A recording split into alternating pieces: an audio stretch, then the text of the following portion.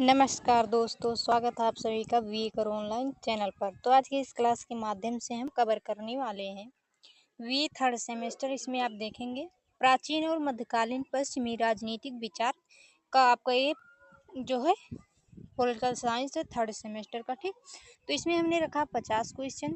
इसके साथ में आपको नोट्स भी मिल जाएंगे और आपकी जो है अच्छे से तैयारी भी हो जाएगी।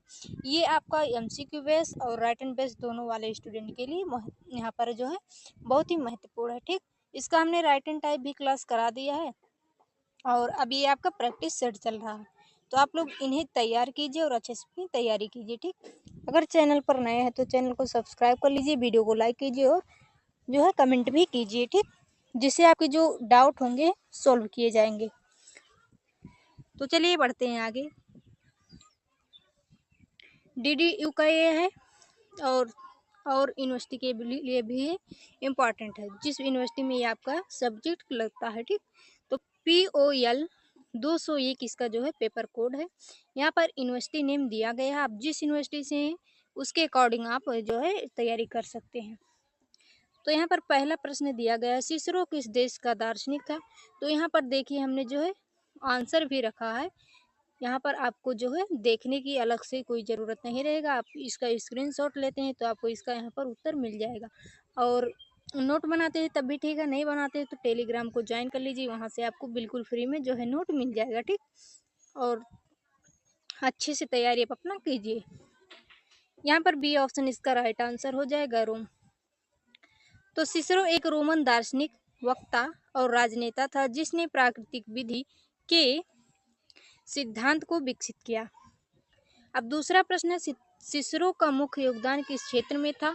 तो यहाँ पर हो जाएगा राजनीतिक और विधिक दर्शन में। ठीक, तो ये नोट आपके लिए बहुत ही महत्वपूर्ण है, इसे आप मिस नहीं करना, नहीं तो जो आपके जो कॉन्सेप्ट है क्लियर नहीं होंगे। सिसरो ने राज्य को न्याय पर आधारित संस्था माना और विधि के शासन का समर्थन किया, यानी कि रूल ऑफ लॉ का इन्होंने क्या किया, समर्थन किया। ठीक, तीसरा प्रश्न है, सिसरो के अनुसार राज्य की आधारशिला क्या है। तो यहाँ पर हो जाएगा न्याय, जस्टिस जो है ये राज्य का क्या है, आधारशिला है। तो सिसरो के अनुसार न्याय ही राज्य का आधार है और कानून उसी के अनुरूप होना चाहिए। चौथा प्रश्न है, सेंट ऑगस्टीन किस धर्म से संबंधित है। तो ये जो है ईसाई धर्म से संबंधित है, बी ऑप्शन यहाँ पर इसका राइट आंसर हो जाएगा। सेंट ऑगस्टाइन प्रारंभिक ईसाई धर्म के प्रमुख दार्शनिक थे जिन्होंने सिटी ऑफ गॉड नामक प्रसिद्ध ग्रंथ लिखा। तो देखिए यहाँ से आपके जो हैं दो प्रश्न बनते हैं। एक तो ये हो गया कि सिटी ऑफ गॉड जो ग्रंथ है किसने लिखा, यहाँ से हो गया, और एक आपने देख लिया। ठीक, तो पांचवा प्रश्न है, सेंट ऑगस्टाइन की पुस्तक द सिटी ऑफ गॉड का मुख्य विषय क्या था। तो चलिए देखते हैं। यहाँ पर हो जाएगा ईश्वर का राज्य, बी ऑप्शन राइट आंसर हो जाएगा। उन्होंने ईश्वर का राज्य और पृथ्वी का राज्य जो है दो प्रकार के राज्यों की चर्चा की है। छठा प्रश्न है, सेंट ऑगस्टीन ने मानव समाज को कितने राज्यों में विभाजित किया। तो यहाँ पर हो जाएगा दो राज्यों में, एक ईश्वर का राज्य और एक मनुष्य यानी कि मानव राज्य बताया है। नोट में देखेंगे उन्होंने सिटी ऑफ गॉड ईश्वर का राज्य और सिटी ऑफ मैन यानी कि मानव का राज्य जो है सिद्धांत इन्होंने दिया है। सातवां प्रश्न है, सेंट ऑगस्टाइन का राजनीतिक दर्शन किस पर आधारित है। तो यहाँ पर हो जाएगा धर्म और नैतिकता पर आधारित है, बी ऑप्शन राइट आंसर हो जाएगा। नोट है उनका दर्शन ईसाई धर्म और नैतिकता पर केंद्रित था जिसमें ईश्वर सर्वोच्च सत्ता है। आठवां प्रश्न है, थॉमस एक्विनास किस युग से संबंधित विचारक हैं। तो यहाँ पर इसका जो राइट आंसर हो जाएगा मध्यकालीन। ठीक, बी ऑप्शन राइट आंसर होगा। एक्विनास को ईसाई दर्शन और अरस्तु के विचारों के संयोजक के रूप में जाना जाता है। प्रश्न नंबर 9 है, थॉमस एक्विनास की प्रमुख कृति कौन सी है। तो यहाँ पर हो जाएगा सुम्मा थियोलॉजिका। ठीक, सी ऑप्शन राइट आंसर होगा। नोट है इस ग्रंथ में उन्होंने ईश्वर, नैतिकता और प्राकृतिक विधि पर आधारित शासन की व्याख्या की है। प्रश्न नंबर 10 है, एक थॉमस एक्विनास का प्राकृतिक विधि सिद्धांत, तो नेचुरल लॉ ऑफ थ्योरी जो है इसकी किससे प्रभावित था। तो यहाँ पर हो जाएगा अरस्तु से, बी ऑप्शन राइट आंसर होगा। नोट यहाँ देखेंगे उन्होंने अरस्तु के तर्क और ईसाई धर्मशास्त्र को मिलाकर प्राकृतिक विधि का सिद्धांत दिया है। और साथ ही आप वीडियो को शेयर कर दीजिए जिससे और लोग भी हमारे साथ जुड़ सके। ठीक,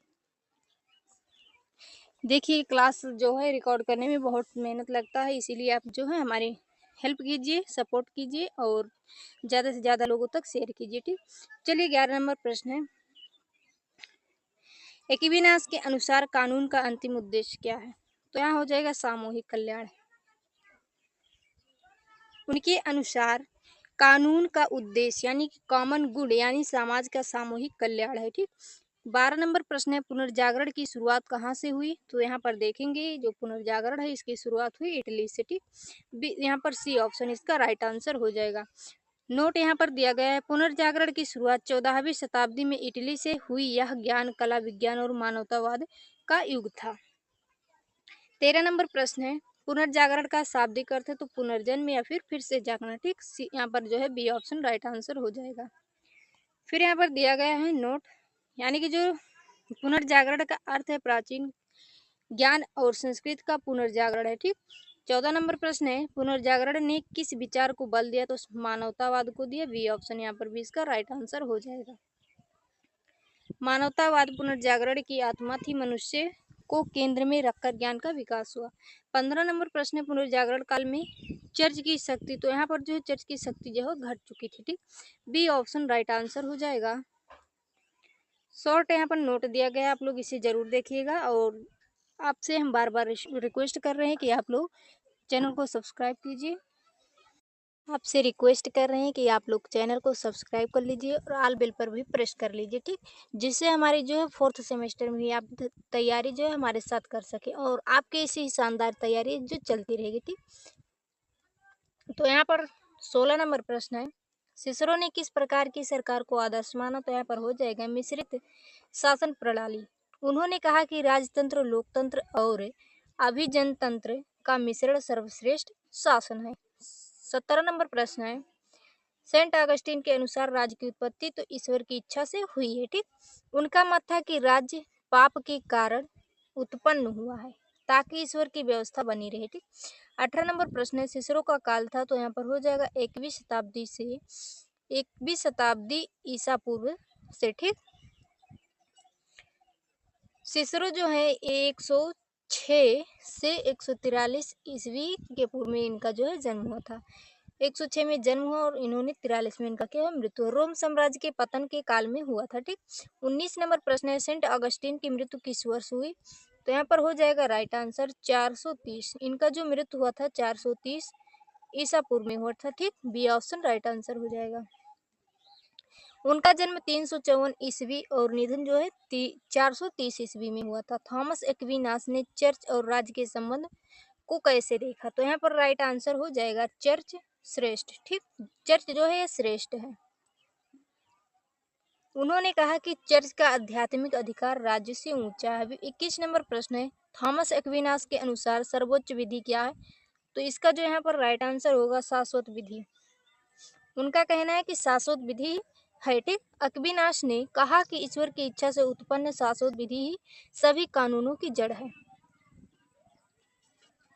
22 नंबर प्रश्न है, सुम्मा थियोलॉजिका में किस विषय पर चर्चा की गई है? तो यहाँ पर हो जाएगा ईश्वर, नैतिकता और कानून पर। बी ऑप्शन राइट आंसर हो जाएगा। यह एक धार्मिक दार्शनिक ग्रंथ है जिसमें नैतिक और कानूनी सिद्धांतों का विश्लेषण है। 23 नंबर प्रश्न है, सेंट ऑगस्टिन का राज्य सिद्धांत किस सिद्धांत पर आधारित था? ठीक, तो यहाँ पर हो जाएगा ईश्वरवाद पर जो है आधारित था। उन्होंने कहा कि राज्य ईश्वर की व्यवस्था का एक साधन है जो मानव के पापों को नियंत्रित करता है। 24 नंबर प्रश्न है, सेंट ऑगस्टिन की राजनीतिक विचारधारा का केंद्र क्या है? तो यहाँ पर हो जाएगा ईश्वर का राज्य। ठीक, उनका लक्ष्य सिटी ऑफ गॉड की स्थापना था जहां ईश्वर की इच्छा सर्वोच्च मानी जाती है। 25 नंबर प्रश्न, सिसरो किससे प्रभावित थे? तो यहाँ पर हो जाएगा प्लेटो और अरस्तु। तो यहाँ पर देखेंगे सिसरो ने प्लेटो और अरस्तु के विचारों को अपनाकर नैतिकता और न्याय पर आधारित शासन की संकल्पना दी। 26 नंबर प्रश्न है, सिसरो की दृष्टि में राज्य का स्वरूप क्या? तो यहाँ पर हो जाएगा नैतिक संस्था। उनके अनुसार राजनीतिक व्यवस्था की रक्षक इकाई है जो न्याय की रक्षा करता है। 27 नंबर प्रश्न है, पुनर्जागरण काल में किसने द प्रिंस ग्रंथ लिखा? तो ये जो है आपका वेरी वेरी इंपॉर्टेंट क्वेश्चन है। यहाँ पर हो जाएगा मैकियावेली। तो मैकियावेली ने पुनर्जागरण के बाद राजनीतिक यथार्थवाद की नींव रखी। 28 नंबर प्रश्न है, पुनर्जागरण की विशेषता क्या थी? तो यहाँ पर हो जाएगा वैज्ञानिक सोच। फिर है यहाँ पर पुनर्जागरण ने वैज्ञानिक दृष्टिकोण और तर्क शक्ति को बढ़ावा दिया। 29 नंबर प्रश्न है, पुनर्जागरण काल में यानी कि ह्यूमनिज्म का अर्थ क्या था? तो यहाँ पर हो जाएगा आपका जो राइट आंसर है मनुष्य की स्वतंत्रता और सम्मान। ठीक, बी ऑप्शन इसका जो यहाँ पर है राइट आंसर हो जाएगा। मानवतावाद में मनुष्य को ज्ञान, मूल्य और नैतिकता का केंद्र माना गया है। 30 नंबर प्रश्न है, थॉमस एक्विनास के अनुसार राज्य का उद्देश्य क्या है? तो यहाँ पर हो जाएगा सामान्य कल्याण। तो राज्य का कार्य ईश्वर की व्यवस्था के अनुसार समाज में न्याय और नैतिकता की रक्षा करना।